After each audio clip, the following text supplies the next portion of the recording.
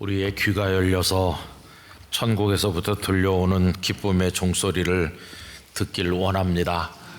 또 우리가 세상에 주님 나신 소식을 울려 전해주는 종소리가 되기를 간절히 원합니다. 제가 요만했을 때 어머니께서 시골 교회에다가 옛날에 댕그랑 치는 무쇠종 아시잖아요. 그거를 많이 사서 보내서 그 종탑에 달곤 했는데 꼭 제 이름으로 그걸 하시더라고요. 그래서 왜 그렇게 하세요? 그랬더니 네가 커서 세상에 종소리가 되면 좋겠다, 그런 말씀했던 게 생각이 납니다. 우리들이 복음의 종소리가 되기를 원하는데요. 기쁨의 소식이죠. 참 우리나라 기쁜 일이 많이 생겨야 되는데 국민들이 걱정하는 일들이 많이 생겨서 뒤숭숭하지만 오늘 하나님의 음성을 듣는 우리 축복의 시간이 되기를 원합니다. 사모 예배 나오신 여러 성도님들 하나님의 은총이 충만하시길 바라고, 또 우리 교회 방문해서 오신 분들, 여러 가지 어려운 환경에서 영상으로 예배하는 이들에게까지 주님의 은총이 충만하시기를 기원합니다. 이은상 선생께서 시를 쓰고 현재명 선생께서 곡을 붙인 우리 국민들 모두가 너무도 잘 아는 그 집 앞이라고 하는 노래가 있습니다. 이 노래는 두 절로 되어 있는데 1절은 과거입니다. 오가며 그 집 앞을 지나노라면 그리워 나도 몰래 발이 머물고 오히려 눈에 띌까 다시 걸어도 되오면 그 자리에 서졌습니다. 근데 2절은 현재입니다. 그래서 그 집 앞이 여전히 지금도 서성거리고 있는 곳이기 때문에 이 집으로 바뀌어서 나오고 있습니다. 오늘도 비 내리는 가을 저녁에 외로이 이 집 앞을 지나는 마음, 잊으려 옛날 일을 잊어버리려 불빛의 빗줄기를 세며 갑니다. 참 처연한 노래입니다. 늦가을에 비가 추적추적 내리는데 우산도 받지도 않고 그 집 앞을 지나가면서 빗줄기를 헤아리는 마음이 얼마나 처연하겠습니까? 이 노래가 참 슬픈데요, 이 노래 속에 그 누군가는 용기가 없어서 그 집의 대문을 두드리지를 못하고 지나가기만 합니다. 또 그 안에는 도대체 누가 있는지 모르지만 대문을 열고 달려 나오면 좋겠구만, 나오지 않는 것인지 못하는 것인지 어쨌든 그 사람이 그 대문 앞에 왔다 가면 거리가 가까워졌었다가 다시 그가 가면 멀어지면서 만남이 이루어지지 못하는 슬픈 장면이 떠오릅니다. 여러분, 여기 그 집은 또 그 집 안에 있는 그 누군가는 무엇을 가리키는 것일까요? 그냥 피상적으로 생각해 보면 사모하고 사랑하는 사람일 수 있겠습니다마는 어떤 분은 이 노래가 일제 강점기에 만들어진 노래이기 때문에 그렇게 사모하는데도 불구하고 오지 않는 민족의 독립을 가리키는 것이다, 이렇게 해설한 것도 본 적이 있습니다. 모든 사람에게는 그 집이 있었을 것이고 지금은 이 집이 있겠죠. 그러면서 그 주변을 거닐면서 이루어지지 않는 만남 때문에 눈물을 흘리고 사는 사람들이 많이 있을 것입니다. 그게 우리들의 단절된 현실을 반영하는 말이죠. 우리 성도님들에게는 어떤 그 집이 있으신지 궁금한 생각이 듭니다. 여러분, 오늘의 세상은 만나지 못해서 단절이 심화되는 세상입니다. 과거 어느 시대에도 없었던 소통의 기술은 엄청나게 발전해서 전화가 나온 지는 벌써 100년도 넘었고요.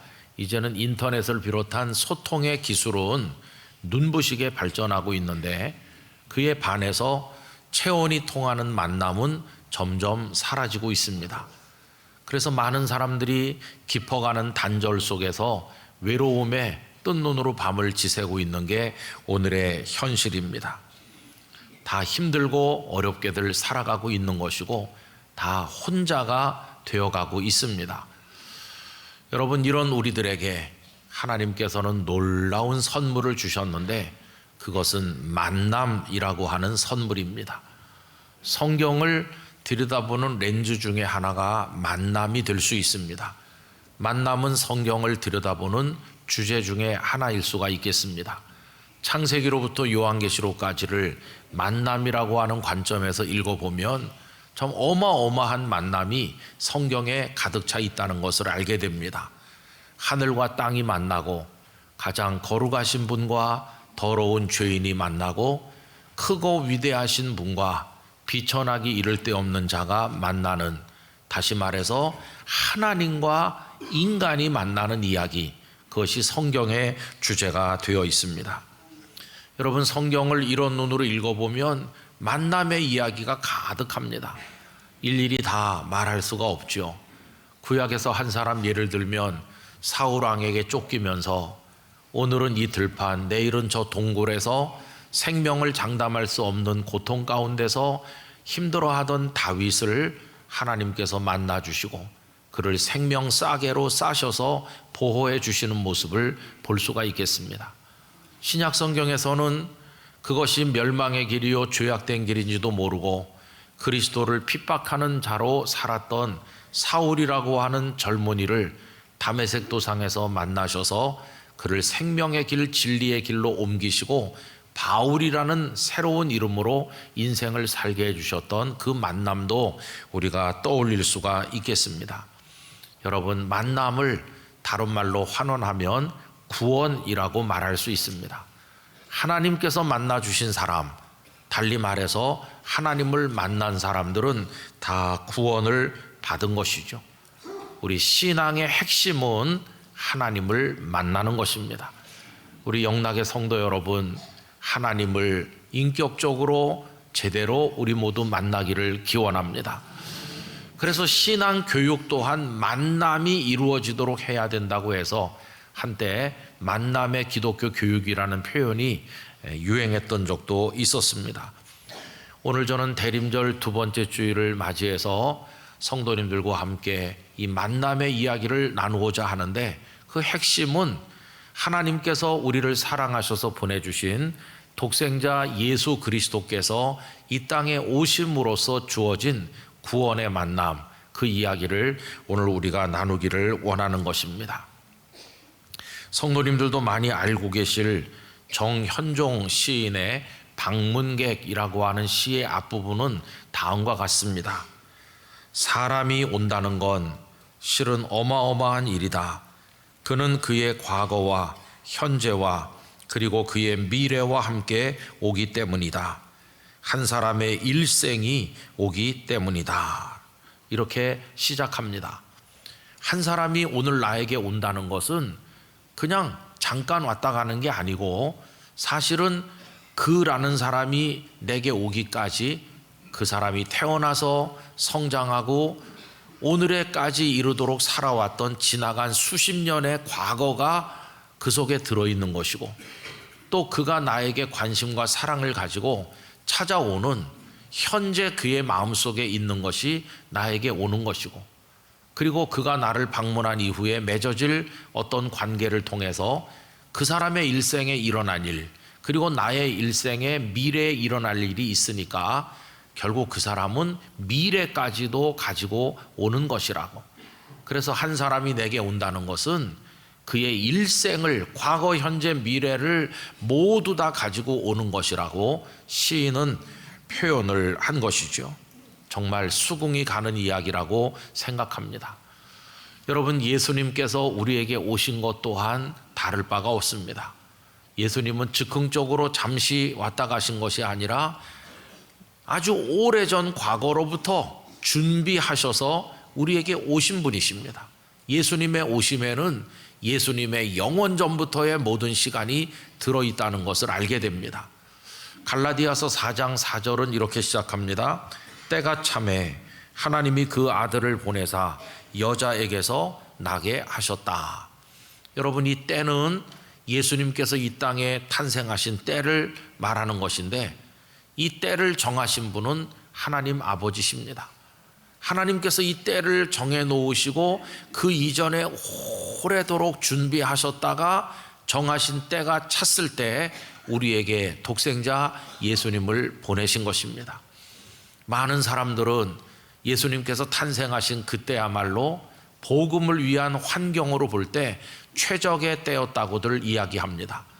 설명하는 몇 가지가 이런 내용이죠. 첫째는 헬라어라고 하는 세계 언어가 있어서 길리기아 다소에서 태어난 사도 바울은 헬라어에 능숙했기 때문에 언어적 장벽이 없이 어디를 가든지 말씀을 전할 수 있었던 게 첫 번째고, 두 번째는 모든 길은 로마로 통한다는 말처럼 발달된 해상교통로, 육상교통로가 있어서 복음 전도자들이 빠르게 사방으로 이동하는 것이 용이했다는 것이고, 세 번째는 소위 팍스 로마나라고 해서 거대 제국 로마가 구축한 로마의 평화가 여행객들의 안전을 지켜주었다는 것입니다.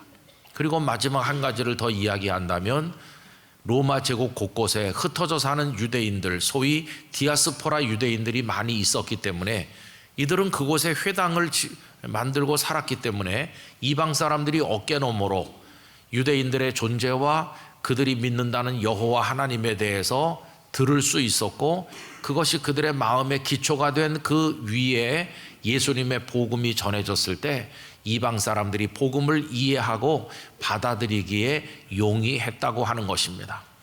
이러저런 환경이 다 갖춰져서 최적기라고 생각되는 하나님이 정하신 그 때가 찼을 때 하나님께서는 독생자 예수님을 우리에게 보내주신 것입니다.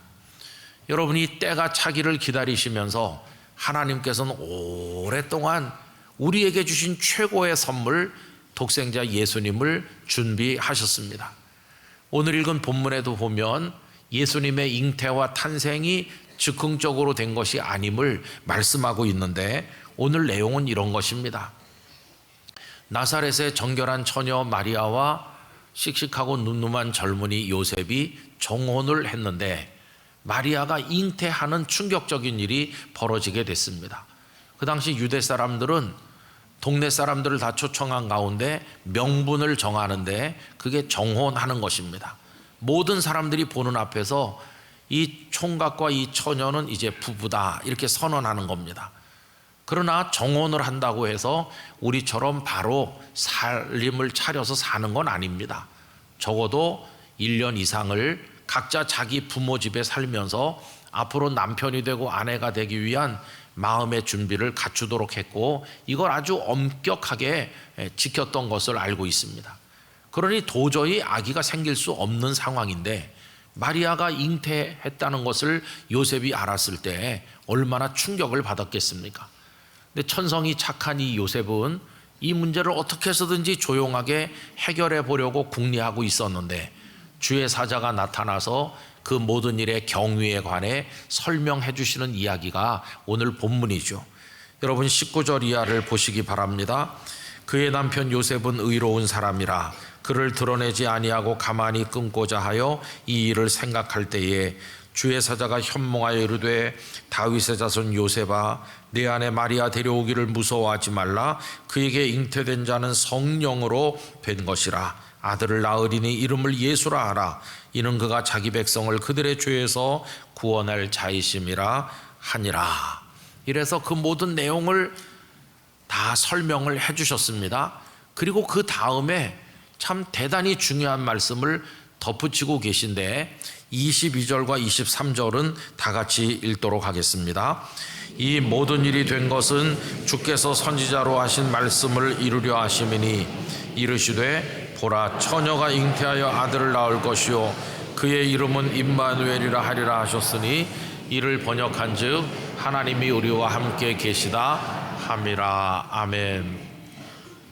처녀 마리아가 잉태하여 아들을 낳을 거라는 이 말씀이 이미 구약 성경 이사야 7장 14절에 예언돼 있지 않느냐. 그 선지자의 예언대로 내 아내가 될 마리아가 잉태한 것이다 라고 설명을 해준 겁니다. 그래서 22절에 보면 이 모든 일이 된 것은, 마리아가 잉태한 이 모든 일은 주께서 선지자로 하신 말씀, 언제 700~800년 전에 하신 그 말씀을 이루려 하심이라고. 그래서 마리아가 잉태한 것은 오래 전부터 하나님께서 계획하신 우리를 구원하시려고 하는 섬세하고도 완벽한 뜻에 따라서 이 일이 이루어진 것임을 이 주의 사자가 말씀을 해준 것입니다. 여러분, 예수님께서 이 땅에 오신 것은 가장 오래전부터 준비된 일입니다. 이 땅에 주어진 선물들 가운데 가장 오래, 가장 정성껏 준비된 선물이 하나님께서 우리에게 보내주신 예수님이신 줄로 믿습니다. 이 시간에 다 일일이 말씀드릴 수 없지만 구약의 선지서들에 보면 얼마나 예수님에 관한 예언들이 많은지 알 수 없어요. 몇 가지만 소개하면 예수님께서 베들레헴에 나실 것 또한 미가서 5장 2절이 예언하고 있죠. 베들레헴 에브라다야, 너는 유다 족속 중에 작을지라도 이스라엘을 다스릴 자가 네게서 네게로 나올 것이라. 그의 근본은 상고의 영원에 있느니라. 심지어는 예루살렘에 입성하실 때 어린 나귀 새끼를 타실 것까지도 스가랴 9장 9절이 언급하고 있죠. 시온에 따라 크게 기뻐할지어다. 예루살렘에 따라 즐거이 부를지어다. 보라, 내 왕이 내게 임하시나니 그는 공의로우시며 구원을 베푸시며 겸손하여서 나귀를 타시나니 나귀의 작은 것 곧 나귀 새끼니라. 뿐만 아니라 그분이 십자가에서 고난받으신 그 찔림과 고통이 우리를 위한 것임을 이사야 53장 5절이 다음과 같이 말씀합니다. 그가 찔림은 우리의 허물 때문이요 그가 상함은 우리의 죄악 때문이라. 그가 징계를 받음으로 우리는 평화를 누리고 그가 채찍에 맞음으로 우리는 나음을 받았도다. 동방의 박사들이 헤롯의 궁궐에 와서 유대인의 왕으로 나시니가 어디 있느냐고 물었을 때 그들이 알아낼 수 있었던 것은 아까 읽었던 미가서 5장 2절 때문이고, 예수님께서 나귀 새끼를 타고 입성할 때 종려나무 가지를 흔들던 사람들의 마음속에 스가랴 9장 9절이 떠오르게 된 이유도 바로 그것 때문이고, 이사야 53장 5절을 아는 사람들은 십자가를 보면서 날 위한 피 흘림이요 날 위한 죽음이로구나 하는 것을 깨닫게 되지 않았겠어요? 이게 무슨 얘기냐 하면 하나님은 오래전부터 준비하셔서 예수님을 보내신 것입니다. 아까 그 방문객이라는 시에 누가 우리에게 온다는 것은 그의 과거가 온다 하는 말이 이렇게 적용될 수 있는 것입니다. 여러분, 보통의 선물을 받은 우리가 아닙니다. 최고의 선물을 하나님으로부터 받은 줄로 믿습니다. 그렇게 해서 이 땅에 오신 예수님은 현재 어떻게 하고 계시는가? 그분은 맨 앞에 소개했던 노래 가사처럼 우리 인생의 대문 앞을 배회하기만 하시는 분이 아니십니다. 그냥 그 앞으로 스쳐 지나가기만 하시는 분이 아닙니다. 예수님은 이 땅에 오셔서 죄 때문에 부끄러워 고개도 들지 못하고 웅크리고 있는 우리가 있는 그 대문을 활짝 열어 젖히시고 뛰어 들어오셔서 우리를 꽉 끌어 안아주신 분이십니다. 그러면서 말씀하시기를 울지 말아라, 내가 왔으니 나의 평화를 너에게 준다. 모든 너의 죄는 사해졌고 이제 너는 내 품 안에서 내 사람으로 산다. 이렇게 말씀해 주신 것입니다. 우리 눈에 눈물을 닦아주시고 우리의 무거운 죄의 짐을 벗겨주신 우리 주님이십니다. 그래서 그 예수님은 지금 우리와 함께 임마누엘, 하나님이 우리와 함께 계셨다, 계실 것이다가 아니라 지금 계시다라고 하는 현재 진행형으로 주님은 우리와 함께 계신 줄로 믿습니다. 그 선물을 지금 우리가 누리고 있는 중인 것입니다. 저는 일찍 올라와서 여기 앉아 있으면서 우리 성도님들이 들어오시는 모습을 봅니다. 제가 들어와 앉을 때는 한 절반 정도나 자리에 앉으셨을까요?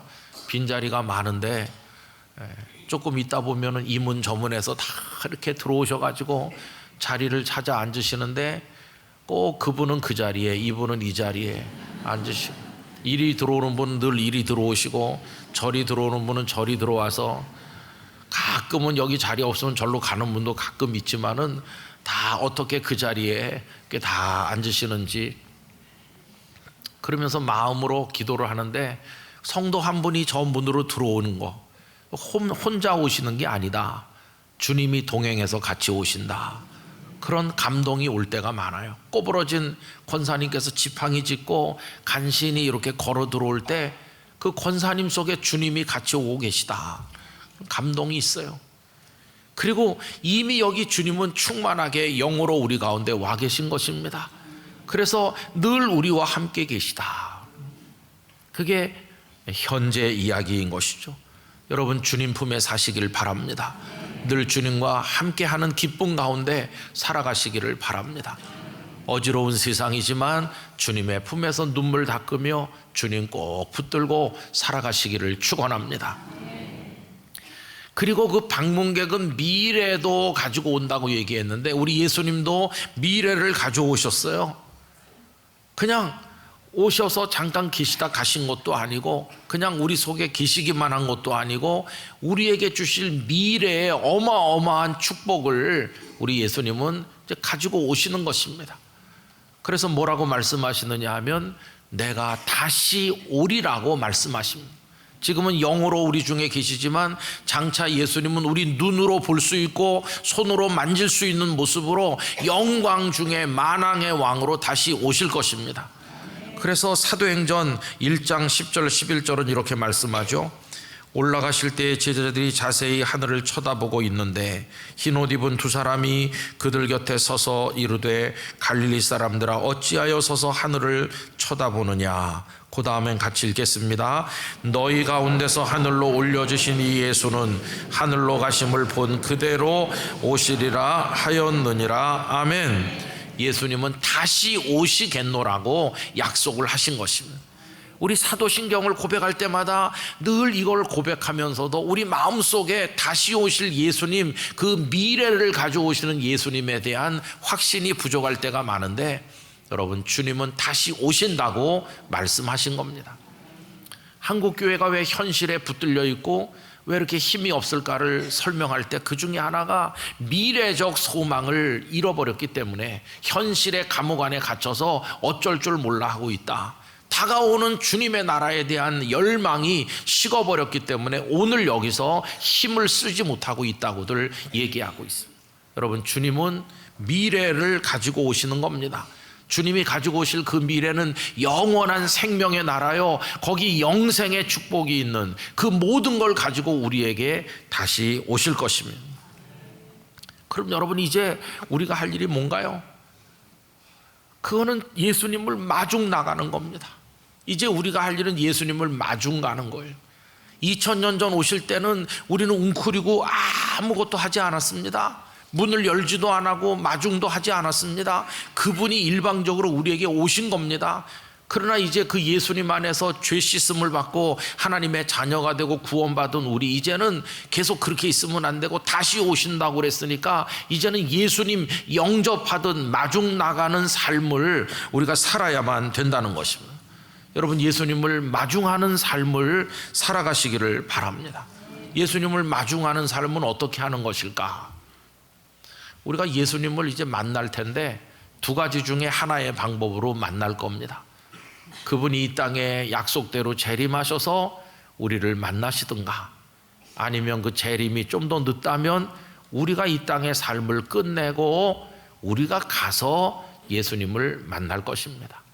어떤 방식으로 만나든지 분명한 것은 우리는 예수님을 영으로만이 아니라 실제로 다시 만날 것입니다. 그런데 늘 그 생각을 하게 되는 거죠. 다시 만날 건데 언제쯤일까 생각하는 거죠. 저도 그런 생각을 자주 합니다. 내가 언제 주님을 만날까? 한 10년쯤 후일까? 그래도 내가 이 정도 건강하니까 한 20년 살래나? 20년쯤 후일까? 30년쯤 후일까요? 여기 20, 30대 젊은 분들은 목사님 저는 반세기 이상 더 살 거예요. 그렇게 나중일까? 다 각자가 생각할 수 있죠. 그러나 잘 모르죠. 누구도 모르죠. 그래서 하는 말이 오늘 밤일지도 몰라 라고 우리는 말하는 거죠. 언제쯤일지 아무도 모르나 그 언제가 우리에게 틀림없이 있을 거 아닙니까? 또 그와 함께 모르는 게 어디쯤일지도 모릅니다. 그때 우리가 어디에 있을지, 서울에 있을지 지방에 있을지 외국에 있을지 집 안에 있을지 집 밖에 있을지 어디서 뭘 하다가 예수님을 만날지 누가 알겠어요? 그래서 오늘 말씀의 제목을 언제 어디쯤일까? 그런 생각을 해보는 거죠. 근데 우리가 알 수 없어요. 언제쯤일지도 모르고 어디 있다가 만날지도 우리는 모릅니다. 그러나 상관없어요. 뭐 언제여도 괜찮고 어디 있다 만나도 괜찮아요. 그러나 한 가지 간절한 소원이 있다면 그것은 가만히 앉아서 맞지는 않겠다는 거예요. 달려가서 마중하듯 달려가서 예수님을 만나고 싶다는 소원이 우리 마음속에 있다고 하는 것입니다. 여러분, 마중 나가서 만나시기 바랍니다. 마중 나가서 만나는 게 뭘까요? 초대교회 선배들에게 배우는 거죠. 우리 초대교회 선배들이 로마 제국 안에 사는데 그 삶이 아주 팍팍하고 고단하고 힘든 것이었습니다. 그들과 임마누엘 하셔서 함께 하셨던 그 주님과 더불어 살아가는 삶이 행복했고 기뻤고 늘 찬송하고 감격하긴 했지만 그들이 그런 은혜와 복을 누리는 대가는 혹독하였습니다. 그것은 로마 제국 안에서 고립을 의미하는 것이고 박탈을 의미하는 것이고 죽음을 뜻하는 것이었습니다. 그들이 예수님과 함께 살아간다는 것 때문에 얼마나 로마 제국이 그들을 핍박했고 그들이 가진 것을 빼앗았고 때렸고 나중에는 원형 경기장에 끌려가고 그들은 카타콤에 숨어 살면서 그 고단한 삶을 견뎌야 되지 않았습니까? 그때 그들이 어떻게 그 어려운 하루하루를 견뎌내고 버틸 수 있었을까? 그 힘은 어디서 온 것일까? 다른 게 아니었어요. 주님 다시 오신다. 주님 어서 오세요. 어서 오세요. 제가 달려가고 있으니 어서 와주세요. 그들의 그 간절한 열망이 담겨있는 말씀이 성경 맨 끝에 요한계시록 22장 20절 아닙니까? 다 같이 읽어보도록 하겠습니다. 이것들을 증언하신 이가 이르시되 내가 진실로 속히 오리라 하시거늘 아멘. 주 예수여 오시옵소서. 아멘. 주 예수여 오시옵소서. 이 마라나타의 간절한 눈물 어린 기도와 찬양이 그들이 예수님 사모곡을 이렇게 부름으로써 주님을 사모하고 주님 어서 오십시오 그러면서 맨발로 달려나가듯이 주님을 사모하는 마음으로 그들이 살았기 때문에, 그들은 그런 마음으로 살았기 때문에 그 만나는 때가 언제여도 상관없었고 거기가 어디든지 상관이 없었던 것이죠. 언제 그분이 오셔도 맞을 준비가 돼 있고 거기가 어디라 할지라도 주님께 갈 준비가 돼 있었으니까. 이게 우리 선배들이 보여준 대림의 신앙이었다는 것을 알 수 있습니다. 오늘이 대림절 두 번째 주일인데 우리는 이 대림절을 작년에도 지켰고 몇십 년 전에도 지켰습니다. 까딱 잘못하면 우리의 대림절은 과거를 회상하는 것으로 끝납니다. 2000여 년 전에 베들레헴에 나셨지 그렇게 하고 끝나는 겁니다. 그러나 절대로 그래서는 안 되고 과거에 준비되어서 오신 예수님 현재 영으로 나와 같이 계셔서 임마누엘의 은혜를 주시고 이걸로 끝이 아니라 미래를 가지고 다시 오신다고 하셨으니 이제 내 눈을 주님이 가져오실 미래를 향해 영원한 생명의 나라를 향해 들도록 하겠습니다. 이렇게 할 때 우리의 대림절은 과거로만 열린 대림절이 아니라 미래의 생명으로 축복으로 소망으로 영원으로 활짝 열린 대림절이 될 것입니다. 그렇게 할 때 우리는 오늘을 이길 힘을 거기서 발견하게 되는 것입니다. 우리는 미래를 바라보기 때문에 우리 눈앞에 현재 어렵고 힘든 일들이 일어나도 그것에 집착하거나 연연하지 아니하고 그걸 뛰어넘고 초월할 수 있는 힘을 가질 수 있게 될 것입니다. 세상이 우리를 힘들게 하고 정치가 우리를 마음 아프게 하고 경제가 우리 주머니를 비게 만들고 그리고 질병이 우리 육신을 쇠약하게 하고 가치관이 무너지는 이 사회 현상이 우리로 하여금 가슴 아프도록 만들고 심지어 내가 사랑했던 이들까지도 내 마음을 고통스럽게 하는 일들이 계속해서 일어나는 게 현실이지만 그 모든 일에 일희일비하지 아니하고 당당할 수 있는 것은 우리가 다시 오실 주님을 바라보며 미래를 향해 주님께 마중 가듯 달려가는 믿음을 가지기 때문인 것입니다. 주님을 향하여 나가는 것입니다. 주님 어서 오시옵소서 하면서 주님께 가까이 가기를 원하는 것입니다. 여러분, 그런 우리가 부를 때 감동되는 찬송이 하나 있죠. 그게 뭐냐 하면 내 주를 가까이 하려 함은. 여러분, 끊임없이 이 땅에서도 주님을 가까이 하고 또 영원한 미래를 향해서도 주님께 가까이 가는 심정으로 사는 것, 이게 바로 주님을 마중하는 삶을 사는 것입니다. 우리 모든 성도들이 그런 삶으로 오늘의 고통스러운 현실을 뛰어넘어 그 천국을 바라보며 주님을 바라보며 오늘 여기서도 승리하시기를 간절히 축원합니다. 기도하겠습니다. 거룩하신 아버지 하나님, 주님은 오래전부터 선지자들의 예언을 따라 준비되신 모습으로 오셨고 지금 우리 중에 임마누엘 하셔서 우리 눈에 눈물 닦아주시고 함께 하실 뿐만 아니라 내가 다시 오겠다고 약속하심으로 우리의 눈을 들어 영원을 바라보게 하시니 이제 우리는 주님을 마중하는 심정으로 오늘의 삶을 살아가게 하시고 다가오는 영원한 미래의 축복을 바라보며 오늘의 어려운 현실을 뛰어넘을 힘을 가지도록 도와주옵소서. 모든 상황, 모든 순간에 주님 만날 준비가 되어 있어서 언제이더라도 어디일지라도 상관없이 준비된 그리스도인으로 주님께 가까이 하며 살아가게 하여 주옵소서. 예수님 이름으로 기도하옵나이다. 아멘.